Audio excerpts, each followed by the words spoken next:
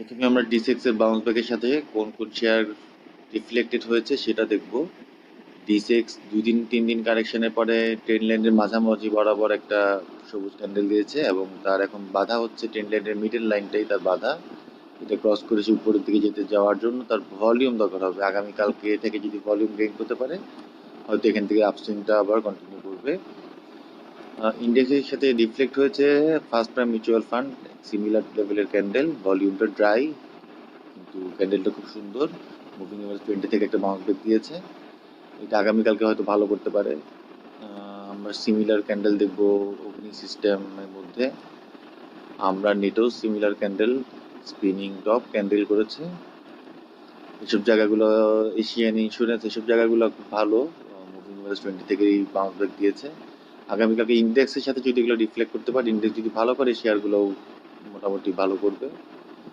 তো যারা গতকাল কনফার্মেশনের আগেই এন্ট্রি নিয়ে ফেলেছেন তারা এইসব শেয়ারগুলোতে প্রফিটের সুযোগ খুঁজতে পারেন।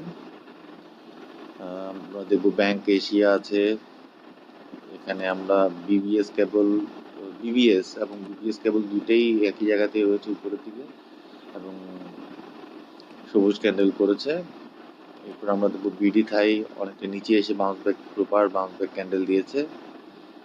ইন্ডেক্স যদি এইসব জায়গাতে ভালো করে, বিচে4 এর মধ্যেও সিমিলার রিফ্লেকশন, এই জায়গাতে যদি ভালো করে শেয়ারগুলা ইন্ডেক্সের সাথে মুভ করবে। বিকন ফার্মা গত 2 দিনে ক্যান্ডেলই সবুজ করছে, ভলিউমটা লো হয়ে গেছে, সব জায়গাতে যদি ভলিউম পায় ইন্ডেক্স অবশ্যই একটা আপট্রেন্ডের দিকে যাবে। এরপর আমরা একটা ইন্স্যুরেন্স দেখি বিএনআইসিএল, 3 দিনের রিফ্লেকশন কারেকশনের পরে আছে একটা বাউন্স ব্যাকের রিফ্লেকশন দেখা যাচ্ছে এখানে।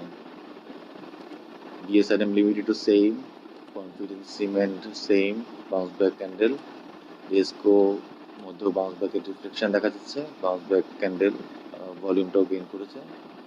এরপরে insurance Dhaka insurance spinning top candle করে সুপার ট্রেন্ডের সেল পয়েন্টটা টাচ করে ফেলেছে, আগামীকাল এই জায়গা থেকে কি ভালো করার সমূহ সুযোগ রয়েছে। ডমিনেন্স উপরের দিকে গিয়ে একটা ব্রেক টাইপের ক্যান্ডেল, আপ ট্রেন্ডের ব্রেক টাইপের একটা ক্যান্ডেল দিয়েছে, এই জায়গা থেকে সে কিছুদিন এই জায়গাতে হয়তো সাস্টেন করে তার পরবর্তী গন্তব্য ঠিক করবে। এনভয় টেক্সের মধ্যে টানা 3-4 দিনের পর একটা বাউন্স ব্যাকের রিফ্লেকশন, স্কোয়ার ইনটু সেম, এক ডিলের মধ্যে সিমিলার টাইপের রিফ্লেকশন দেখা যাচ্ছে। 3 দিনের কারেকশন বা 2 দিনের কারেকশনের পরে সে একটা বাউন্স ব্যাক ক্যান্ডেল দিয়েছে। ফুয়াং ফুডের মধ্যেও সিমিলার রিফ্লেকশন ইন্ডেক্সের সাথে। জিএসপি ফাইন্যান্সটা কিছুটা নিচে আছে, ইন্ডেক্সের সাথে এটা খুব একটা রিফ্লেক্টেড না হলেও গতকাল বাউন্স ব্যাক ক্যান্ডেল দিয়েছে। ভলিউমটা এই জায়গা থেকে গেইন করতে পারলে এখান থেকে অবশ্যই ভালো করবে জিএসপি ফাইন্যান্স। জিপিএইচ ইস্পাত, গোল্ডেন জুবিলি মিউচুয়াল ফান্ড, এরপর রয়েছে ইবনে সিনাও টানা 7 দিন কারেকশনের পরে একটা ভালো ক্যান্ডেল দিয়েছে। ইন্স্যুরেন্সের মধ্যে রয়েছে আইসিআইসিএল এবং ইসলামিক আইএলএফএসএল।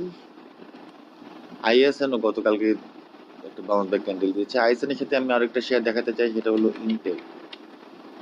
ইনটেকও গত কয়েকদিন খুব ট্রেন্ডি ছিল, গত মাসে খুব ট্রেন্ডি অবস্থা থেকে সে এখন সে কারেকশনের দিকে যাচ্ছে। এটার অবস্থা খুব একটা ভালো না, এই জোনটা যদি সে ক্রস করতে পারে, এই জোনটা ক্রস করতে পারার পর নতুন করে এন্ট্রির জন্য ভাবা যেতে পারে, আর নাহলে আরেকটু কারেকশনের উপরে মুভিং এভারেজ 20 পর্যন্ত ওয়েট করা যায়। জেনটাও আইটি সেক্টরের একটা শেয়ার, এটার রিফ্লেকশন ইনটেকের মতোই ভালো করতে পারেনি, যদিও আইএসএন ভালো করেছে কিন্তু ইজেন আর ইনটেক খুব একটা ভালো করেনি। বিডিকম শেয়ারটা আমরা দেখবো, বিডিকমটা ভালো করেছে, অগ্নি সিস্টেম, বিডিকম এই শেয়ারগুলো ভালো করেছে। আমরা নেট এবং আমরা টেক, আমরা নেট দেখি যদি গ্রিন ক্যান্ডেল পাওয়া গেছে এবং আমরা টেকের মধ্যেও আমরা রিফ্লেকশন ভালো দেখবো, একটা হ্যামার ক্যান্ডেল। তো ইজেন আর ইনটেক ছাড়া অন্যান্য আইটি সেক্টর খুব ভালোই ক্যান্ডেল দিয়েছে গতকালকে। এবার কর্ণফুলী ইন্স্যুরেন্সের মধ্যেও বাউন্স ব্যাক রয়েছে, খান ব্রাদার্সের মধ্যেও সে একটা জায়গায় স্থিতিশীল হওয়ার চেষ্টা করছে, ভলিউমটা খুব সুন্দর অ্যাক্টিভ। এরপর আমরা দেখবো মেঘনা ইন্স্যুরেন্সের মধ্যে বাউন্স ব্যাক রয়েছে, মেট্রো স্পিনের মধ্যেও একটু বাউন্স ব্যাক ক্যান্ডেল দিয়েছে। এরপর আছে মাইরাস ফাইন্যান্সও উপরের দিকে যাওয়ার মুভিং এভারেজ নিচে থেকে বাউন্স ব্যাক দিচ্ছে, এটা মুভিং এভারেজ ক্রস করতে পারলেই একটা গেইনের জায়গা দিবে হয়তো, সেই জন্য ভলিউমটা খুব ইম্পর্টেন্ট একটা ব্যাপার। যদি ভলিউম না পায় এখান থেকে ভালো করার সুযোগ নেই, আরও নিচে এসে ডাবল বটমও করতে পারে সে। এরপর আমরা মার্কেন্টাইল ব্যাংক দিতে পারি। ব্যাংকগুলো সবাই মোটামুটি একটা জায়গাতে স্থিতিশীল অবস্থায় রয়েছে এবং প্রিভিয়াস সাপোর্টের জায়গাতেই রয়েছে। ব্যাংকগুলা যে কোনো সময় মুভমেন্ট করবে। ব্যাংকগুলো যে কোনো সময় মুভমেন্ট করবে, ব্যাংকগুলো ভলিউম পাচ্ছে। আরেকটা ব্যাংক হলো Midland bank. Midland bank volume পাচ্ছে না, কিন্তু একটা জায়গাতে সে স্থিতিশীল। এই জায়গা থেকে সে খুব একটা কারেকশন হচ্ছে না, 5% মধ্যে আপ ডাউন করছে। এরপর আমরা দেখবো নাহি ক্যাপ। নাহি ক্যাপ গতকালকে বাউন্স ব্যাক ছিল, আজকে রিফ্লেকশনটা ভালো আসে নাই, ভলিউম গ্র্যাজুয়ালি লো হয়ে গেছে। এটাই ইন্ডেক্সের আগামীকালকে সিচুয়েশনটা নাহি ক্যাপের মতো হতে পারে। যদি বাউন্স ব্যাক দিয়েছে এবং বাউন্স ব্যাক পরের দিনে হয়তো খুব একটা ভালো করতে পারে নাই, ভলিউম কমে যাওয়াতে।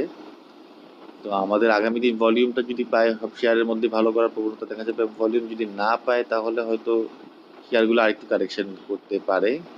এরপর আমার মনে হয় জিএমএল এর মধ্যে একটা বাউন্স ব্যাক ক্যান্ডেল পেয়েছি। এরপরে রয়েছে নাভানা ফার্মা, ওএল। ওএল এর রিফ্লেকশনটা ভালো না, নিচে থেকে পেয়েছে, বাউন্স ব্যাক ক্যান্ডেলটা নিচে দিয়েছে। এটা যদি একটু উপর থেকে বাউন্স ব্যাক করতো, মুভিং এভারেজের উপর থেকে, তাহলে এটাকে ভালো বলা যেত জেড ক্যাটাগরি শেয়ার। এরপরে ওয়াইম্যাক্স এর মধ্যেও কিন্তু ক্যান্ডেলটা গ্রিন ক্যান্ডেল এসেছে অনেকদিন পরে, 2 দিন পরে গ্রিন ক্যান্ডেল এসেছে। এখানে যে একটা লম্বা শুটিং স্টার ক্যান্ডেল করেছিল, তার রিফ্লেকশনে 2 দিন কিন্তু টানা কারেকশন করেছে। আজকে আবার লং টেইল একটা গ্রিনিশ ক্যান্ডেল করেছে, যেটাকে আমরা বুলিশ না বললেও একটা বাউন্স ব্যাক ক্যান্ডেল বলতে পারবো। এরপরে রয়েছে এখানে পপুলার লাইফের মধ্যে সিমিলার কন্ডিশন, পাওয়ার গ্রিডের মধ্যে সিমিলার কন্ডিশন। সাইহাম কটন উপরের দিকে 2 দিন কারেকশন করে কি একটা সিমিলার ক্যান্ডেল দিয়েছে, গ্রিন ক্যান্ডেল। এরপর আছে সিলভার সাথে আমরা একটা শেয়ার দেবো আইপিপি। সিলভা এবং আইপিপি কন্ডিশন প্রায় সিমিলার থাকে, কিন্তু আইপিপি কিন্তু সেভাবে রিফ্লেক্ট করেনি যেভাবে সিলভা করেছে। সোনালী আঁশের মধ্যেও বাউন্স ব্যাকের রিফ্লেকশন দেখা যাচ্ছে, বাউন্স ব্যাক ক্যান্ডেল দেখা যাচ্ছে। এরপর টেক্সটাইল সেক্টরের মধ্যে শেফারের মধ্যে একটা বাউন্স ব্যাক ক্যান্ডেল দেখা যাচ্ছে। গতকালকে ইন্ডেক্সের সাথে রিফ্লেক্ট করে আসলে অনেক শেয়ারের মধ্যে বাউন্স ব্যাক ক্যান্ডেল দেখা দিয়েছে। এর মধ্যে কোনটা ফ্রুটফুল হবে এবং কোনটা ফল করবে, কোনটা আমরা আগামীকাল রোববারের সিচুয়েশন থেকে বুঝতে পারবো। Cement sector bounce back candle দিয়েছে। সিমেন্ট সেক্টরের মধ্যে আমরা আরো দুটো সিমেন্ট দেখি, একটা হলো প্রিমিয়ার সিমেন্টের রেজিস্ট্রেশন ভালো না। আমরা যদি মেঘনা সিমেন্ট দেখি, মেঘনা সিমেন্টের মধ্যে যেমন একটা স্থিতিশীল অবস্থা রয়েছে। আর একটা সিমেন্ট আমরা দেখবো হেইডেলবার্গের মধ্যে গতকালকে একটা বাউন্স ব্যাক ক্যান্ডেলের মতো দিয়েছে। সিচুয়েশনটা খুব একটা যে ওয়ার্স্ট হয়ে গেছে তাও না, এখান থেকে যে কোনো জায়গায় মুভমেন্ট করতে পারবে, তার জন্য ভলিউমটা দরকার। আমি যেটা বেশি করে বলবো যে ভলিউম।